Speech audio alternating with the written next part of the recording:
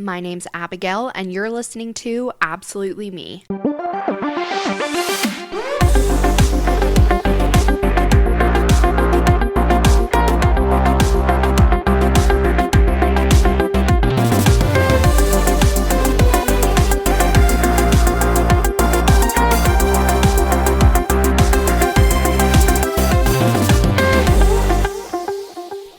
Hello, everybody. Welcome back to another episode of Absolutely Me. I am always super excited to be here. I absolutely adore every single one of you. And episode number 5 today. Am I ever going to get over being excited about these episodes? I don't think so. Before we get into the episode today, I just wanted to give some updates for you guys. It's been a second since I've done an independent episode. And first, I just wanted to give a major shout out to somebody who had a profound impact on this podcast. That person's name is Ashley Esplin. She, in fact, came up with the name Absolutely Me. So major shout out to her, because without her, this podcast would probably have a lame name. So thank you, Ashley. I know she has been listening, so thank you so much. I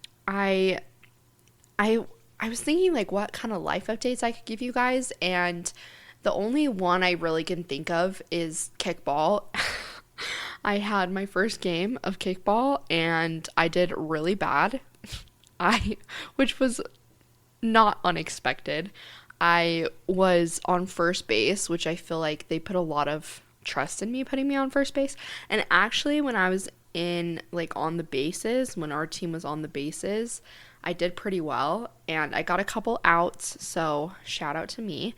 And then, unfortunately, though, every single time I kicked in kickball, I was the third out. Every single time that I kicked, I did not make it onto the mound one time onto first base, and I was the third out every single time. So I got to work on that. And other than that, you guys, I'm kind of boring. There's not much other super exciting things to update you guys on. Life is going pretty good. So I think hopefully I'll have some other updates for you guys in the next few weeks about different things that I'm doing, but I'm not ready to talk about those yet. But I've got a really exciting episode for you guys today, and I just want to jump in because I didn't realize how much I actually was going to be able to have to say about this topic. And I wanted to talk today about dating. I know, super exciting. I know a lot of you listening probably are not dating anymore, and I know a lot of people are probably in serious relationships or married or whatever it is, but I found this list on my phone that I forgot I had been compiling towards the beginning of, I hate saying this, but towards the beginning of my healing journey. I started making a list on my phone about relationship stuff, just things that I heard in podcasts or reading books or as I was going to therapy, of things that I thought were really important things to remember about dating and relationships. And it was a lot. I was looking through it today and I was adding some other notes to it, but I've got quite a lot of things that I've written down, and I felt like they were all really valuable. And honestly, I couldn't come up with a better topic for this week, and I knew I needed to do a solo episode this week, so you get stuck with me talking about dating. And just a reminder, you guys, clearly I am not an expert at dating. I have had some serious issues with dating and relationships and getting married that people, I've expressed to you guys, and people in my life know that I have had some, especially recently, not recently, not my current relationship. My current relationship is great. And, but my relationship previously, obviously was not a great situation. So I'm not an expert about this, and it's taken a lot of really, really hard life lessons for me to get to this point of feeling like I can look back on dating and have a more open mind and be a lot more reflective and take a lot more accountability for things in my dating life from the past. And I honestly, you guys, I have dated a lot of losers, and I don't like saying that because they're not losers. They're people, and they're, have their own things going on and whatever. But anybody in my life can attest, like, from my whole life of dating up to the relationship that I'm in right now has just been garbage. And I just feel like I've dated a lot of people. I feel like I've gone on 1.5 million first dates, and I feel like I'm so good at first dates. And I'm such a friendly person that I like hit it off with a lot of people on the first date. Like, I'm really good at first dates, but past that, I'm not really good at it at all. And I I have had just so many experiences with just terrible people, and been in situationships, and been with guys that just really did not value me, and in situations that I really did not need to be in. So looking back and being reflective about this has been really good for me, and like seeing how far I've come. And major shout out to my boyfriend, current boyfriend. He's amazing, and I'm sure he'll come on the podcast soon. But just know my relationship now is doing great, and I'm not planning on being single anytime soon. But that this is just what's been on my mind lately, and something I wanted to talk about. And one of the, like, honestly, the biggest lessons that I've learned about dating, and probably the title of this episode, is about how we really accept the love that we think we deserve, and we attract what we think we deserve. And that has just been so true for me in my whole dating life. As I look back on previous relationships, people I've dated, even just like people I was going on dates with. And like I said, this is not all of them, but it was a theme in my life for a long time, so it's definitely worth addressing and being reflective about. But just, I attracted things into my life and people that I thought I deserved. I really genuinely thought that these bad dates I was going on, and like these terrible people I was dating, is what I deserved. And that it was such a problem with me as a person, and not about any of these guys I was dating. We can get into issues with specifics that I went through, and I'm going to be sharing probably some stories about dating in this podcast, and I'll leave names out, don't worry.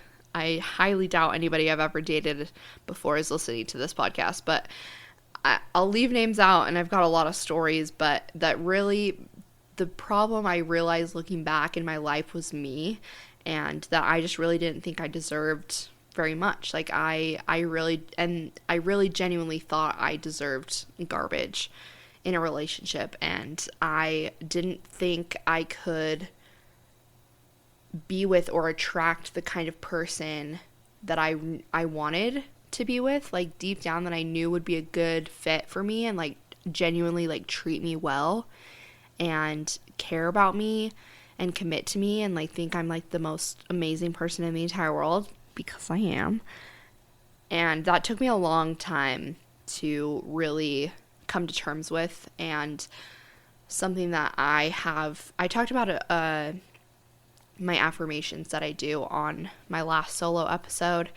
And that's one of the things that I've had to tell myself that's helped me in dating, is that I deserve every single good thing, and that I am good enough, and I deserve somebody who treats me well and who values me, and I deserve somebody who puts me above everyone, and who not puts me on a pedestal, but somebody who looks at me like an equal, and who genuinely cares about me and my feelings. And I feel like I found that in my life now, which is great. And I'm everybody in my life knows how obsessed I am with my boyfriend, but he's probably gonna get a lot of shout outs in this episode, so sorry if you're listening to this, Mitch. But I have just for a long time, I didn't think I deserved what I have now, and that really set me back a lot.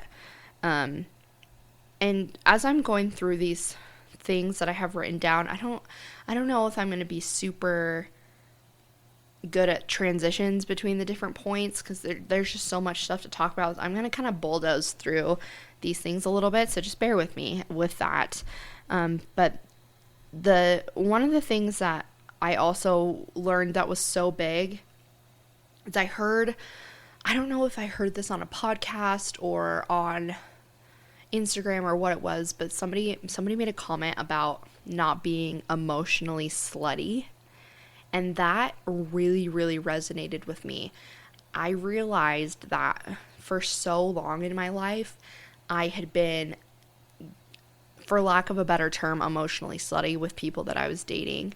And I was just kind of giving all these emotions and feelings and expressing feelings, deep things that I was feeling and experiencing, and things I should have been talking about in therapy, but I wasn't in therapy at the time, with these guys that I like barely knew. And I was just trying to get connection and trying to have somebody in my life that I felt like I could share those feelings and emotions with. And I really was emotionally slutty with people for a really long time, and I just gave emotions away.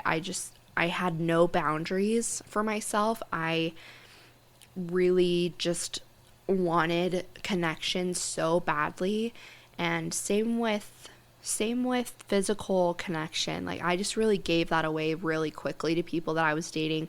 And there's nothing wrong with like kissing on the first date. You know, people do it, it's fine. Hooking up on the first date, whatever you want to do is great. For me, it was not a positive thing. Like, I would make out with guys on the first date like all the time.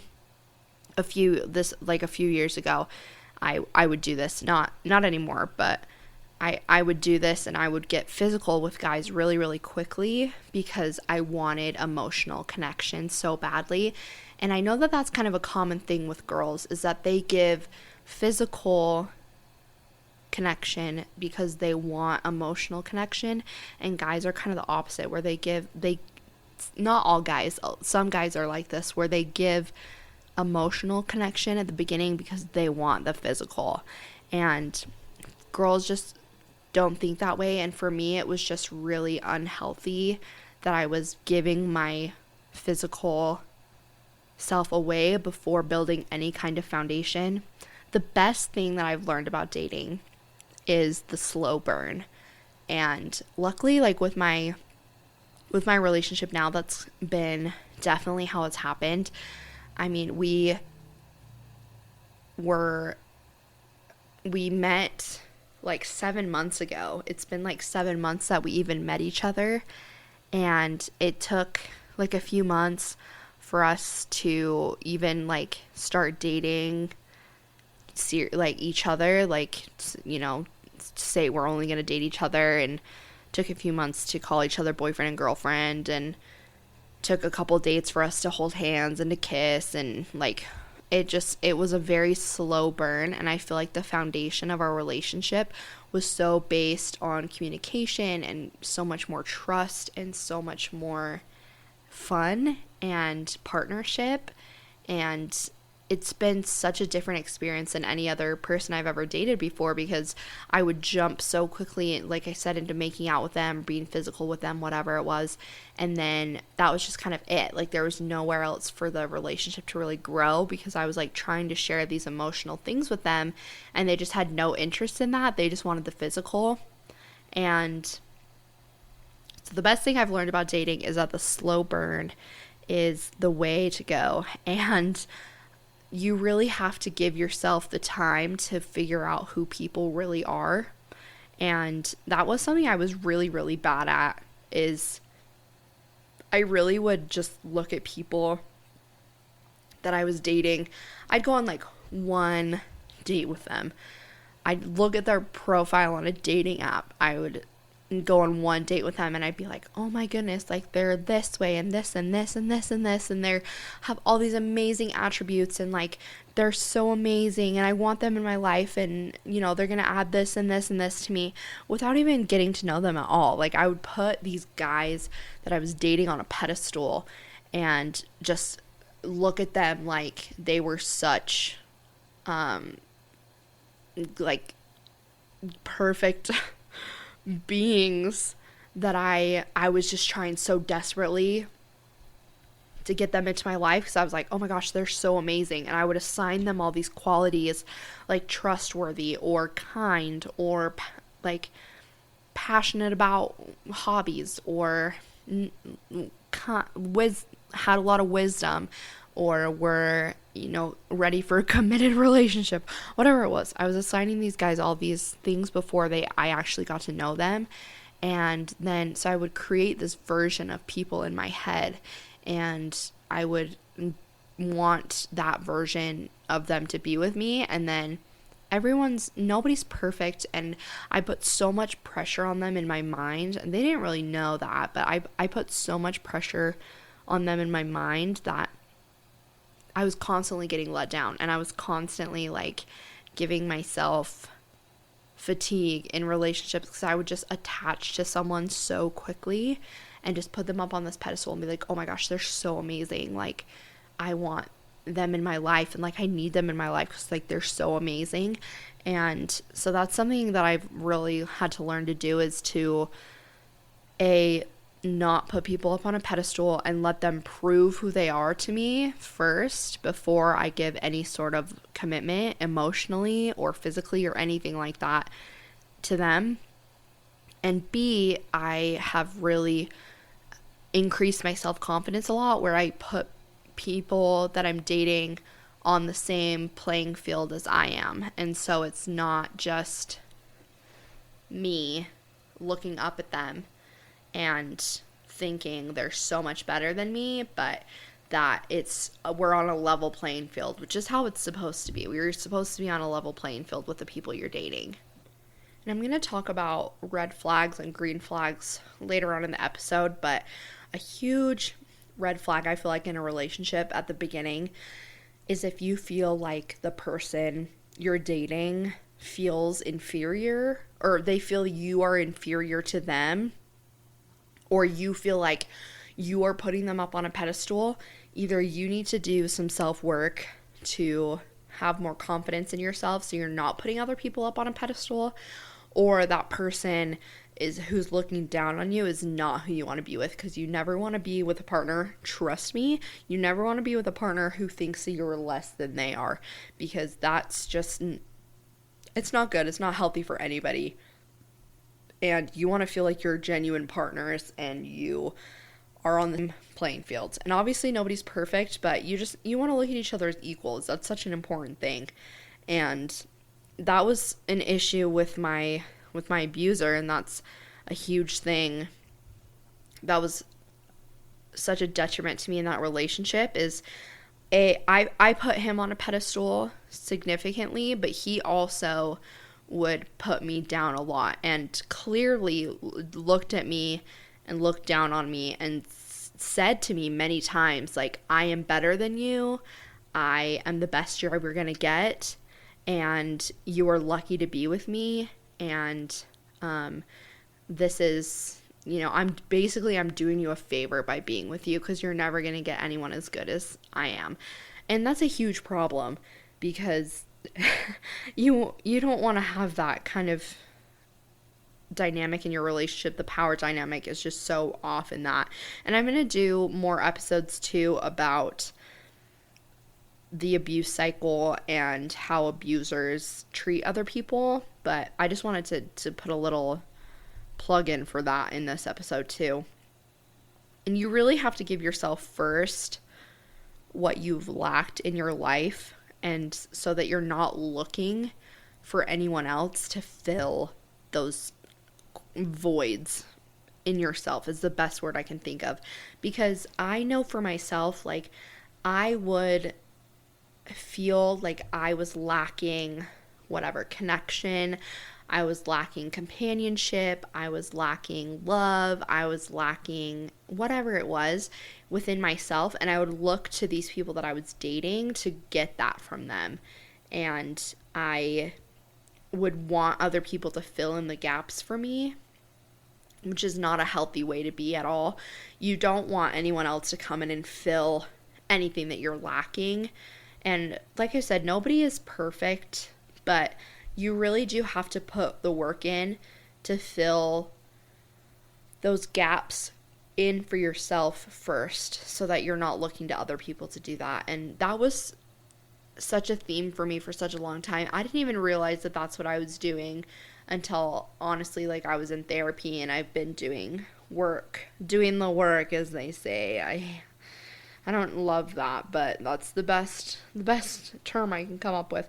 Doing the work, looking back, realizing the patterns that I had in my dating life, and realizing, like, oh, I really was looking for this person to feel connection, and I was not giving any sort of connection to myself. I wasn't giving myself any self-care. I wasn't, boosting my self-confidence. I wanted that from other people. I wanted that outside validation a lot. And I still can struggle with that sometimes, and I think everybody does. Like, I think that's a super normal thing, but I found tools now where if I'm feeling a lack in myself, that I'm not, like, reaching out to other people. And this is something I learned in therapy when I was going through the midst of trying to leave my relationship and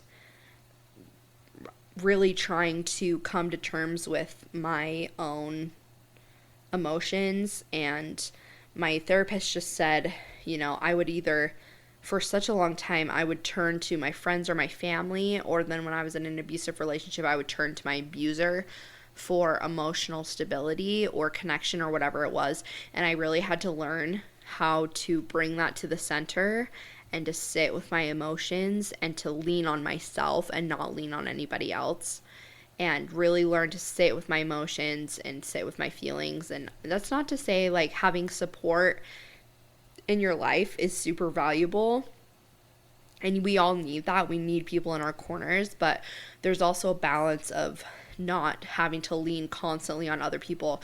If I'm having a hard day now, I don't have to call people up that I know to make me feel better. Like, I don't have to have that. Before it was like, oh, I'm having such a bad day, like, I need to go and, like, be with this person I'm dating so they can make me feel better, or I need to call a friend or hang out with a friend or do something I feel like is important and big in order to, like, feel good about myself and get myself out of a funk. Now more I can have my tools where it's painful, but it's good. Like, I'll come home, I will really sit with my emotions. I'll have a good cry fest. I'll have some yummy dinner. I'll, like, sit in my bathtub. I'll journal.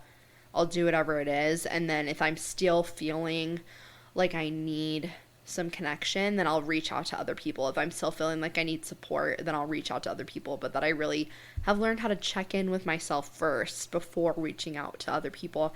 And I think that's super valuable in dating and relationships just in general, because you don't want to be an incomplete person and meet with another incomplete person, because then you're just going to make a mess. The most successful relationships are when two complete people can come together and choose to, like, rely on each other. And I had to learn that the hard way, the extremely hard way. Like I said, all of these things are things that I've really, really had to learn the super, super hard way. So don't feel bad if you feel like these things resonate with you and you've also been caught up in this kind of cycle.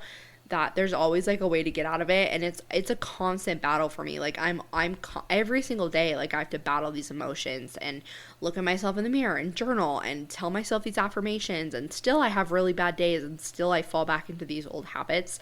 So don't ever feel discouraged, because honestly, we're all in this together. Also, I don't know about anybody else, this is kind of off topic, but I've been feeling really dehydrated today and really thirsty lately. Just constantly. Like, I've had to stop, like, 3 different times so I could take a sip of my little drink. But just know we're all in this together, okay? I love you guys. And I just I don't want us to, I want to have this conversation because I want you guys to realize like how much I've screwed up in the past. And one of the most empowering things that I learned about being in a relationship is there are so many people, myself included, we're so afraid to be alone. We're so afraid of being single and just kind of the stigmas that are placed on being single, that a lot of people, myself included, will stay in a bad situation because we're so afraid of being alone. And me, I mean, I've been single for most of my dating life. Like I'll like go on dates with people, but I've been single for most of my dating life, and I didn't have good habits and I didn't have good boundaries, and so my dating life prior to being in an abusive relationship was not good. So when I was getting ready to leave my abusive relationship, I was so scared because I was like, I do not want to go back to that. I do not want to be single again. I maybe would just rather stay in this relationship than go and be single again and be alone. And I had to learn that when you sacrifice being in a relationship that you know is bad for you and that you know is not a good situation for you, even when you're afraid of being alone, when you give that up, the energy and the power that you have afterwards is incredible. And you just attract so much better into your life because you stood up for yourself, you gave yourself some self-care, and you put yourself first in this dating situation. And I feel like that's so important. That was something I really did not do for such a long time in my relationships. Like I would stay with a person that I knew was not good for me. And even before being in an abusive relationship, I would stay with people that I knew were not a good situation, that treated me really badly because I had somebody and I wanted that connection.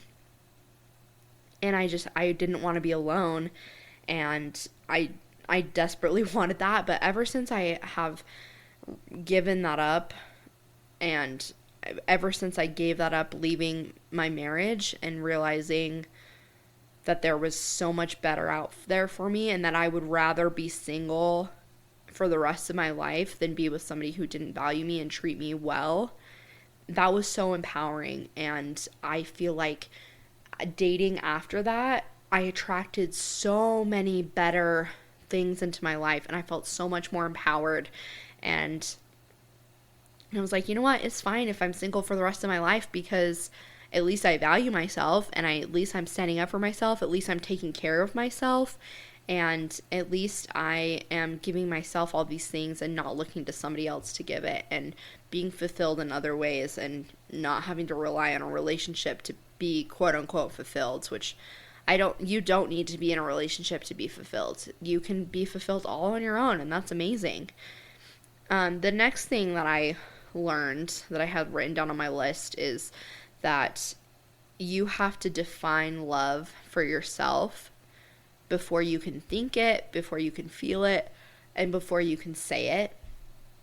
And that sounds like kind of a no-brainer, but I was, especially after being in I'm sorry I keep saying this, but it's relevant to the situation and it's relevant in my life, so I'm sorry. But especially after being in an abusive situation, I was like, do I even know what love is? Like, I thought I knew what love was, and I was really scared of falling in love again because I was afraid that I wouldn't know what love really was, and that I had this screwed up view of what love was in my brain, and I didn't want to fall back into that cycle again. So when I heard this on a podcast, it just clicked with me right away, and I was like, oh my gosh, like I don't have to worry because I can define love. And for me, love is mutual respect and companionship and friendship and trust and feeling like you want to put that person before yourself. I also read the most incredible definition of love in a book called Daring Greatly by Brene Brown. And I'm sure a million people listening to this podcast, every single one of you has probably heard of this book, and Brene Brown. If you haven't, you need to read it ASAP. It's amazing. And she has another book called The Gifts of Imperfection, which I haven't read, but I need to. But on page 105 of this Daring Greatly book, she quotes The Gifts of Imperfection, and she says that she shares the definition of love based on her data, and that this is what her definition of love is. She says, "We cultivate love when we allow our most vulnerable and powerful selves to be deeply seen and known, and when we honor the spiritual connection that grows from that offering with trust, respect, kindness, and affection. Love is not something we give or get. It is something that we nurture and grow, a connection that can only be cultivated between two people when it exists within each one of them. We can only love others as much as we love ourselves. Shame, blame, disrespect, betrayal, and the withholding of affection damage the roots from which love grows. Love can only survive these injuries if they are acknowledged, healed, and rare." When I read that, I was like, oh my gosh. And I read that when I was in a not good relationship, and I read that and I was like, wow, this is not the relationship that I'm in. Like, clearly this was one of the first things that opened my mind up to realizing, like, wow, like, the relationship that I'm in, this is not love. This is not a healthy or good situation. And so I think it's good for all of us to, before we fall in love, be able to recognize and acknowledge it within ourselves. And the definition can be different for everybody. Like, I don't believe everybody's definition of love is going to be the same, and that we have to look in ourselves and be like, okay, this is what love is to me. And then when you witness that, you can be like, oh my gosh, like, I'm in love. And that's what happened with me. And I think it's amazing. The next thing that I wrote down was that we have to learn to be open and authentic about your past and your past trauma, and that you shouldn't hide your past and you should own it. And when I started dating again after leaving my marriage, I was so nervous to tell people, and I didn't know how to tell people. I didn't know. I was really ashamed of it. I was really ashamed of the situation, and I just realized, like, oh, I need to learn how to be open and authentic about it and just own it and not have any shame about it. And then people, when they hear it, they'll resonate with it a lot better, and that they'll realize, like, oh, she's not ashamed of it. Like, it's not a problem, and really owning it has been really good for me. And I remember my first date that I went on with my current boyfriend. He probably doesn't even remember this, but I do. I was, like, really nervous about going on the date with him, and I had been on some other dates too, but, like, before, since in between, like, leaving the relationship and that I was in, leaving my marriage and, like, going on dates with him, I had been on, like, lots of other dates, but I was just, like, nervous every time I went on a first date that it was going to come up or I was going to have to tell somebody. And I heard this in a podcast, that quote, right before I had gone on that date with him. And I remember just talking about tattoos, and we were just, chatting, and he was like, oh, do you have any tattoos? Do you want any tattoos? And I was like, yeah, I do actually have a tattoo, but it's kind of a crazy story. And he was like, oh, like, what do you mean? Like, tell me about it. And I was like, in my head, I was like, okay, well, it's time to just be authentic and, like, don't hide my past and just own up to it. And I was like, all right. So I told him the story about it, and I was like, honestly, like, I was in a relationship with this really abusive person, and ended up getting pressured to get this tattoo because of him. And I really, didn't love the situation, and it's just part of what I have now on my body, and I don't love it, but, like, I want to get it covered up in the future, and that's just kind of the situation. That's what it is. And he was, like, very receptive to it. I was so worried he was gonna be like, oh my gosh, why would you? That's so stupid. And because I had been on dates with some other people and it was like pretty recently before I'd been on that date. And I like told him this guy the same thing. And he was like, why would you fall for that? Like, what made you even do that? Like, why did you fall for that? And I was so embarrassed, and I was just like, oh my gosh. And that guy, we didn't go on any more dates after that, but and so when I told my boyfriend, my current boyfriend, that, and he was just like really receptive to it, I was like, okay, like, I'm just gonna own it, I'm gonna not hide it, and it's gonna be great. And it was worked out. So I think just being open and authentic about our past, and especially just like being self-aware about our past and our traumas, and not hiding things from our partners, and really learning how to be open with them about, maybe it's something that triggers us, and we don't have to be like blatantly honest with people. Like, we don't have to give people the nitty gritty, but we do have to learn how to kind of own up to our own traumas and really be open to telling them about things that have happened in our lives, and taking accountability and responsibility for communicating those things, and just being open and honest. And, everybody has issues that they bring to relationships. Everybody has baggage that they bring to the relationships. And just, there's nobody out there that we're going to date that doesn't have relationships, or that hasn't had like past things in their relationships that they maybe are ashamed of, or whether that's with family or friends or past like partners that they feel like are a detriment to them. Like, everybody feels that way. And I was like so worried that people were going to take it so negatively, that I had been in this like abusive relationship, and that I had been struggling with that.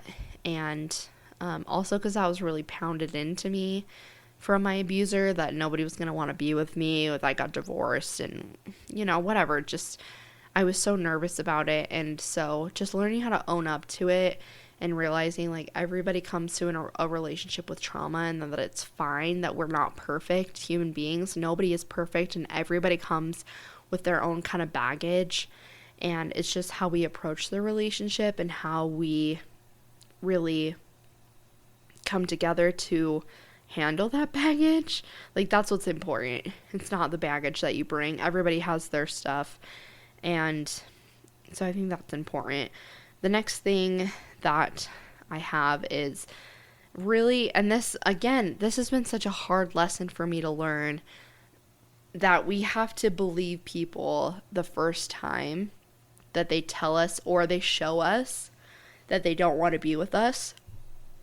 I have had so many situations, even at the beginning of dating, where the person I was with would show me over and over and over again that they didn't actually want to be with me. They didn't actually really like me. They just kind of strung me along a little bit. And I just was like, oh, like they're going through a hard time, or like they're just afraid of commitment, or like I'll love this out of them, whatever it is. And it's not the way that it works. Like, the first time people show you that they don't want to be with you, the first time they show you who you really are, like, believe them. And I know that's something that's really going around like on TikTok and stuff right now, is like, oh, believe people the first time. But it's really true. And I wish I would have known this a long time ago and really taken it to heart, because I would have been in some better situations if I would have like listened to people the first time they told me, that they didn't really want to be with me. Then I wouldn't be in the situation I am right now, with trying to end an abusive, like, with trying to end my marriage legally. And I wouldn't have probably gotten into that situation in the first place. And I remember there were many, many times at the beginning of the relationship and throughout the relationship where I was told that he didn't want to be with me, that I wasn't worth it, that he didn't want anything to do with me. And, those things really hurt. And I would take that and be like, no, like he doesn't mean it, like he's just going through a hard time. Or the first time I saw him kind of lash out at me or whatever it was, and I was like, oh, he's just, whatever, making excuse after excuse after excuse. And if I just would have believed him the first time and just shut everything down right from the get-go, then my life would be totally different. But I am grateful that I've learned this lesson, and that I now know, for any of you listening, if you're in a relationship and people are threatened to break up with you, then like that's never okay. And that if people, and I'm not going to say 100% of the time, because every situation is different, but if someone you're in a relationship with threatens to break up with you, or says and there's situations where you could be like having a conversation with your partner, kind of checking in and having a more like civil conversation, and being like, maybe this relationship isn't going where we thought it should go, and having a mature conversation about that is a good thing. But if you're just like in a fight with your partner, or having a bad day or something, and your partner just threatens to leave or break up with you or whatever, just remember that's not ever okay. And just remember that you gotta believe people the first time when they tell you they don't want to be with you, or when they show you. And this goes for everybody, like friends, family, dating, whatever it is. Like you gotta believe it, and stooping to that level is never okay. And that those things come from a place that they really mean it, and that sucks really to hear and to say, and it sucks for me to come to terms with. But like when you hear that, when you see that, like that's the truth. Like don't let people convince you or gaslight you into a different reality.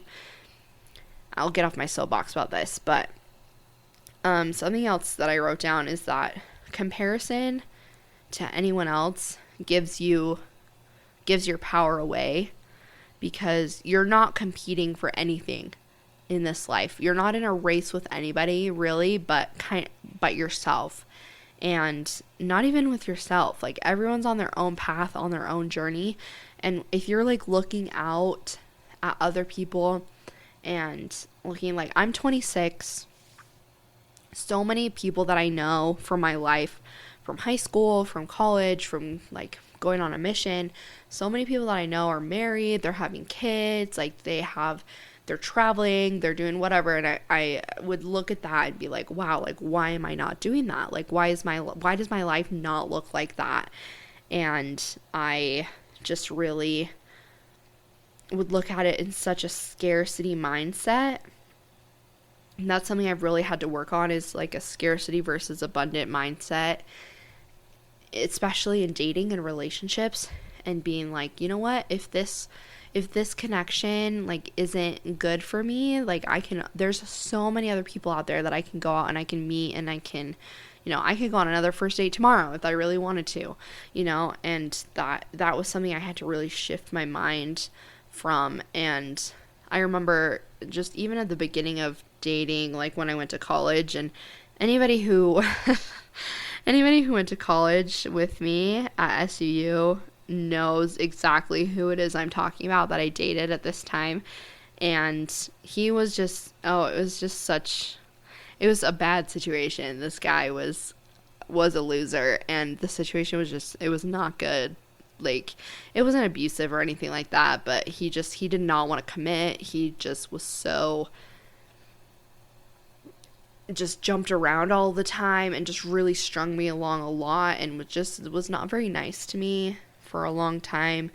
And I stayed with him for such a long time because I felt like there was limited resources to me to be able to go out and date, which was so not true. And I was so cute, and I'm still cute, but I was so cute as a cute little freshman, and like I stayed dating this guy, and it only ended up being a couple of months, but from the beginning, like, I knew it was not a good relationship, and it was not a good thing for me, but I stayed because I felt like that was my only option.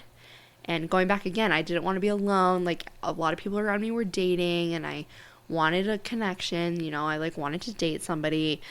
And I just have really had to learn about the having an abundant mindset, and really like looking around and being like, you know what? this isn't for me, and that's fine. Like there's millions and billions of other people out there that I can go out and meet, and it's okay. And I'll be okay if I'm single for the rest of my life, because being single, again, better than being in this stupid relationship, this bad relationship.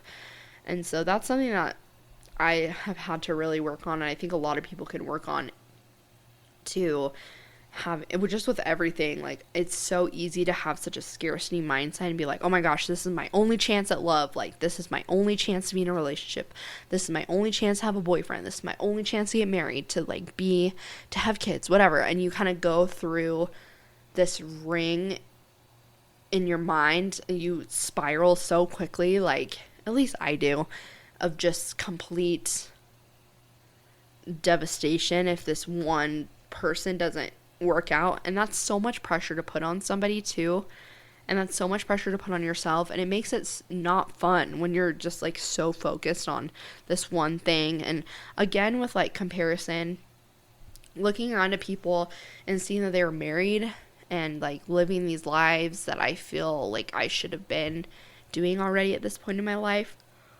I was like, oh my gosh, like, all the good guys are getting taken, like, they're all getting married and blah, blah, blah, blah, blah. And it's just so much better to have this open mind and being like, you know what, I'm only 26. I've got the rest of my life to figure this out. And even if I don't figure it out, I'm going to be fine. And there's so much time in the world to figure all this out, and I'm doing just great. So hopefully that made sense. But something huge that has helped me too in relationships, and I also, again, learned this from therapy, is, well, first, going to therapy. And if you feel like you have a lot of these insecurities or different things that we're talking about, then like going to therapy has been so helpful for me. Just being able to talk to a third party person, shout out Tracy, my therapist, because it's so easy to have them not emotionally invested in the situation and just be able to hear you out and listen to you, and you be able to talk with them. And that's helped me so much. And also just like when I'm not going to therapy, just working on myself, taking specific steps and time in my day to journal, to be introspective. And I feel like I'm so much less anxious, especially about like dating, if I'm like journaling and writing out and expressing my emotions. And again, going back to like not being emotionally slutty, is journaling and really expressing those feelings. And I hate that journaling works, but it does. And I'm not very good at it, as good as I should be. I really need to hop back onto it. But anytime that I'm like really consistent about doing it, and there's been times in the last few years where I've been so good at it, where I'll literally write in my journal every single day, or even just like writing in it like once or twice a week, has been so helpful for me. And I'm probably going to write in it again tonight, because I just feel like I haven't done it in a while, and I probably need a little bit of an emotional dump into my journal. And it helps me so much. Like, I really feel so much better when I'm just getting my emotions out, and I'm working on myself, and I'm writing down the things that I'm struggling with. I can put it into words. And even like doing this podcast is pretty therapeutic for me, to be honest. It's very lethargic, because I can kind of get these thoughts out, and I'm not like emotionally dumping on you guys as much as I am in my journal, but even just talking about these things like is very helpful for me, and it makes me feel better as I'm expressing myself and my emotions. And just any time that you can write things down, especially things that like trauma or triggers or whatever it is, things that you need to work on, you can just get it written down. It's going to help you so much, and it's going to help you be able to express things to your partner and be able to help you feel not so desperate and trying to get connection, again, because you're getting it from yourself. Like, you're giving yourself that support, you're listening to yourself, and those things you feel like you're lacking, you're able to give yourself, which is super important. I feel like I've been so distracted while recording this. I keep taking breaks to like eat a Girl Scout cookie or like take a drink or like walk around a little bit because I'm very distracted today. But we're getting close to the end, and I appreciate you guys sticking around and listening to my thoughts because I know sometimes they might be a little unhinged. So I appreciate you guys listening. The next thing I wanted to talk to you about before we get into our red flags and green flags, the last thing is being your own person and having your own life going on so that you don't have to solely focus on your partner. And it's very important for you to have your own hobbies, your own interests, your own friends, your own things you're passionate about, and just different things that are going on in your life. Because first of all, your relationship should not be your entire life. It shouldn't be all of what you're focused on. Like, you should be your own self, your own person, doing your own thing. And your partner should be doing the same. And then you guys come together and you can share things from your life and you choose like to do life together. And it's so much better. Just being interdependent is so much better than being codependent. You guys, take it from me. It's so much better. And my relationship now is just so much stronger because we are very much our own people and we have our own interests and own things going on. And then we can come together and we can talk about it and we can support each other and we can laugh and have relationships, friendships and different things outside of our relationship. And I feel like it strengthens our relationship now because we're able to have other things going on. And it makes it more fun when we have other things to talk about too. And I can call my boyfriend up on my way home from kickball and tell him what was going on instead of just sitting together all night, like watching Netflix. It makes for a better connection. And it's so much more fun and so much more attractive to other people too. When you have your own stuff going on, you're like, wow, look at me. Like, I've got a business going, or I've got this passion project, or like I'm really diving into work, or like I'm really interested in this certain sport, and like I have friends in a community based around this, or me and my friends like to get together every Tuesday and do whatever it is. Like all those, it's really attractive to me when I see people that I'm dating and the person I'm currently dating, when they have things going on in their life that they're passionate about, that they're involved in, and that their whole life isn't going to be centered around me. Because that's not fun, and it's not great to have just like somebody hovering around you all the time. It's not great. And so it's super important to just have your own life and your own things going on. And it's so much better that way not to be codependent too. And just going back to all the things we've talked about before, like not relying on somebody else to feed whatever needs you feel like you have in your own life. It just makes it so much better to be able to have your own life, your own emotions, your own ways of coping, your own whatever it is. It's all so much better. So I think that's amazing. And now I wanted to wrap up the episode, even though it's probably still going to be a little bit. But the last thing I wanted to do and to talk about is about some red flags and some green flags in dating and relationships. And I'm going to do the red flags first, and some of them I'll have some stories probably a little bit with. I thought I maybe have some more stories, but I didn't really want to throw people under the bus. But here's some red flags I feel like in relationships. And this is just you guys scratching the surface of red flags. And like I said, I'll do another episode about like the abuse cycle and how abusers like draw you in and red flags to look out for in that situation. These red flags are not just from an abusive standpoint, but also just like from people I've dated in general. And the first one I wrote down was just commitment too quickly. Whether that's committing to be a boyfriend and girlfriend too quickly, saying I love you super quickly, getting married super, super quickly. I feel like I can very much speak from experience in this one. Commitment too quickly is a super huge red flag.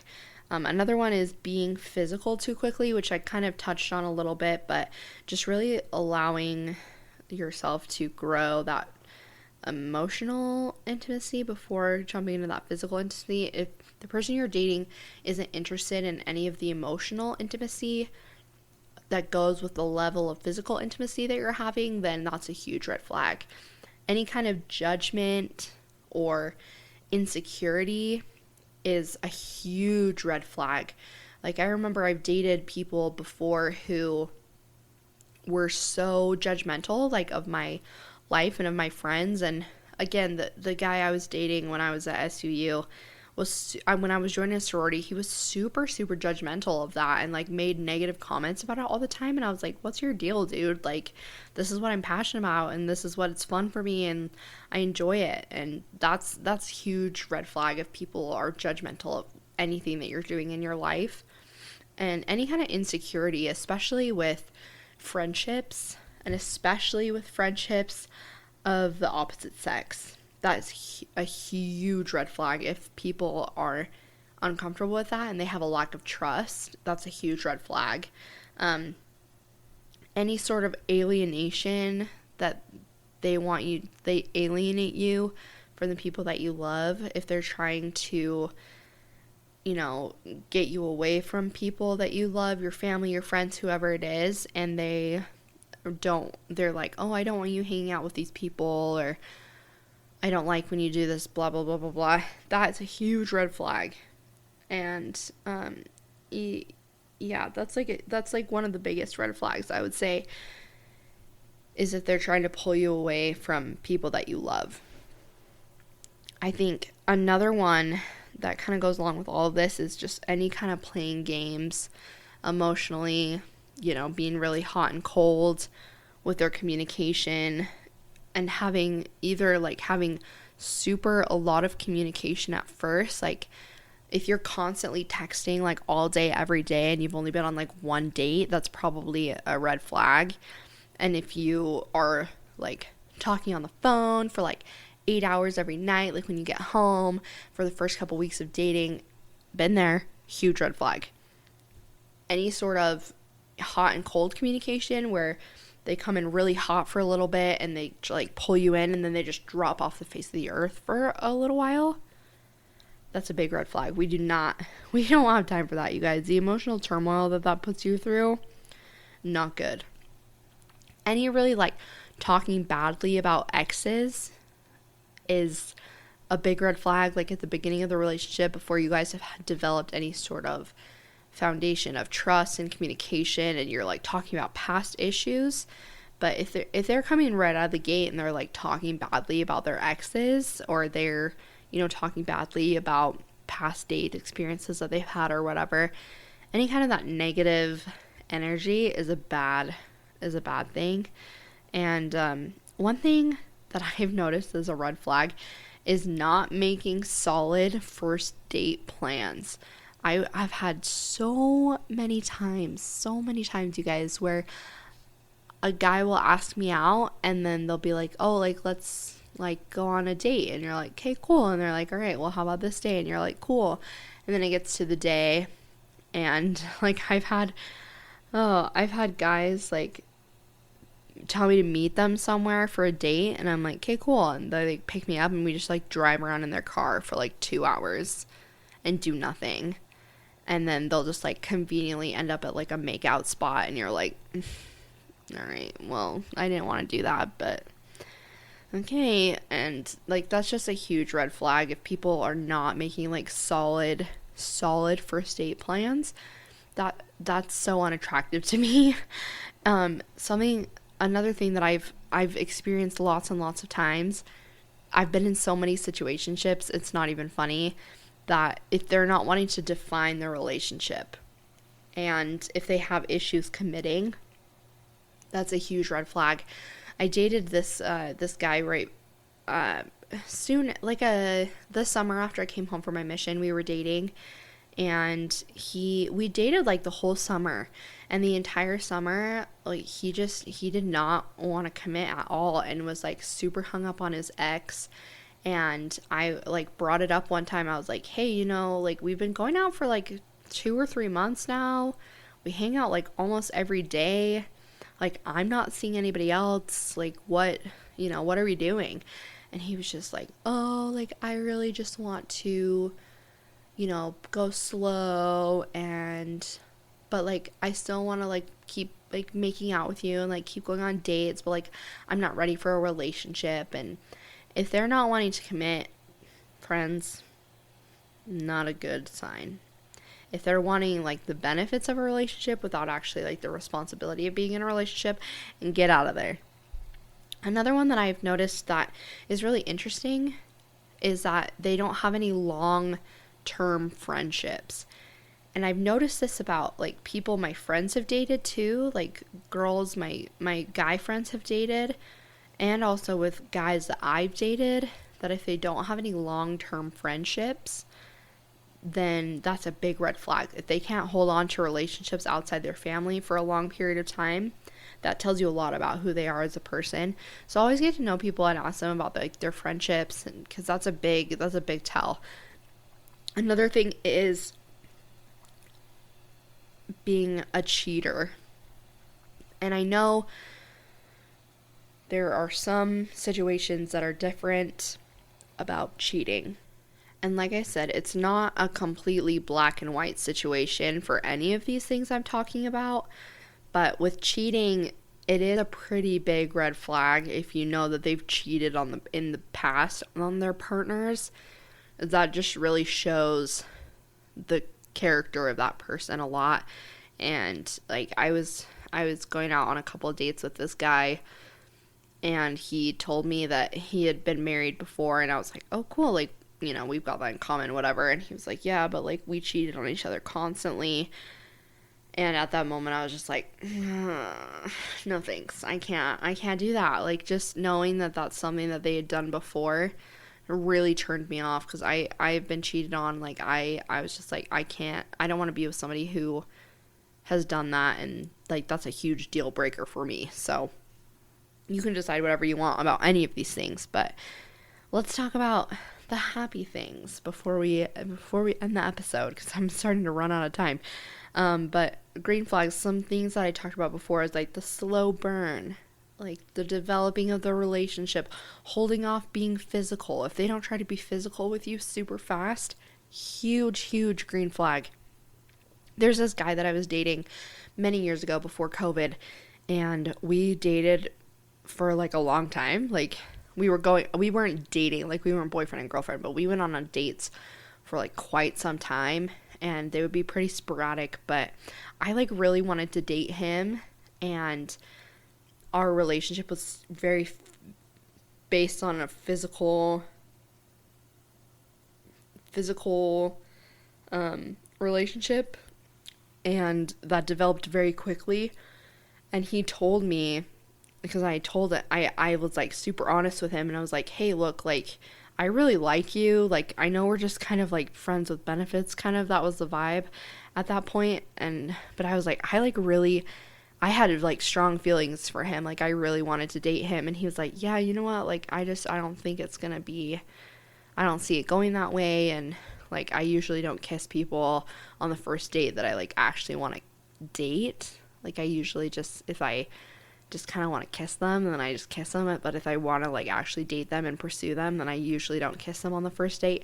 That's kind of a slap in the face to me, because I was like really interested in dating him. And so just if you're really interested in dating somebody, like maybe save the physical stuff and develop that friendship and that foundation with somebody first. If they're comfortable with you having friends of the opposite sex, huge green flag. We love to see it.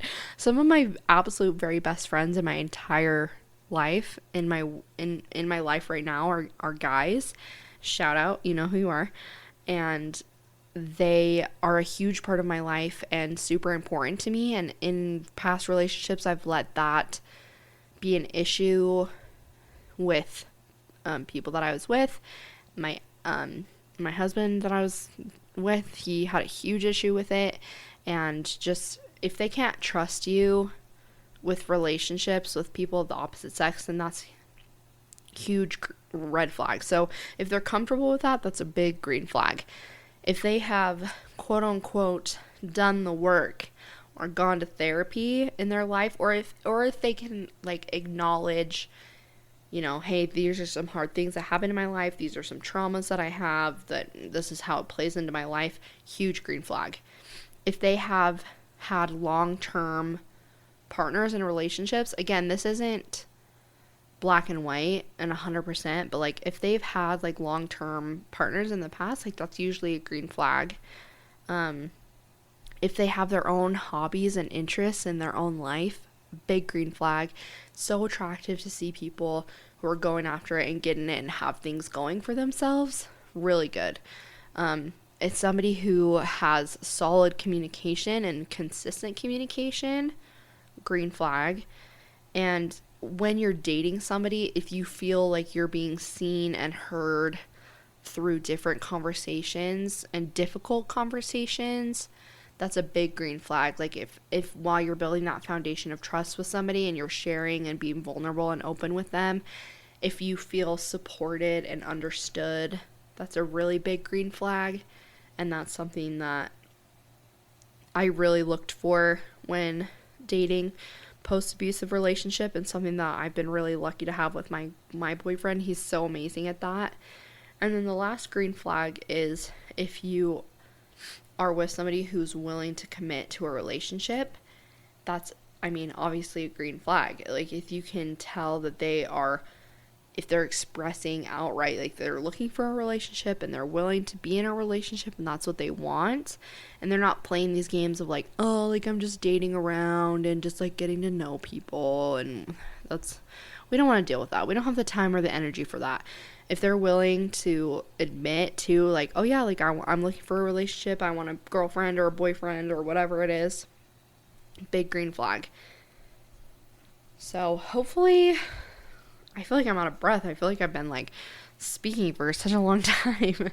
Hopefully these things that I've talked about make sense and you didn't just feel like I was rambling for an hour about dating and relationships. But I am so glad that I've been able to learn a lot of these lessons, even though it was so hard, you guys, so hard to learn a lot of these things. I'm so grateful that I know them, because now going forward in my life, I can have that foundation of knowing what my deal breakers are and how to give love to myself first, and how to have confidence in my life and be able to stand up for myself going forward.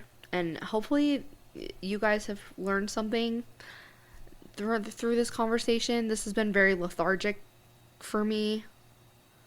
Lethargic? Whatever. It's been really beneficial for me to talk about this, and I've loved thinking about it. I've loved thinking about my relationship and how far I've come. And you guys, really, if you saw me 8 years ago dating versus me now, you'd be like, wow, that girl is doing so good. So if you're like me and you have no idea what you're doing in dating, just know you're not alone, and that there's so many amazing people out there to date and to talk to, and that dating's really fun. And if you really give the power to yourself and you empower yourself first, then you're gonna have such a more fun time dating than otherwise. But thank you guys all for listening. I hope you have an amazing week. I love you all so much. And again, thanks for listening. Love you. Bye. Thanks for listening to another episode of Absolutely Me. Thank you to everyone who helped make this possible. Shout out to Tanner Johnson for the amazing intro. And don't forget to subscribe, rate, review, tell all your friends. And we'll be back next Friday with another episode. Love you. Bye.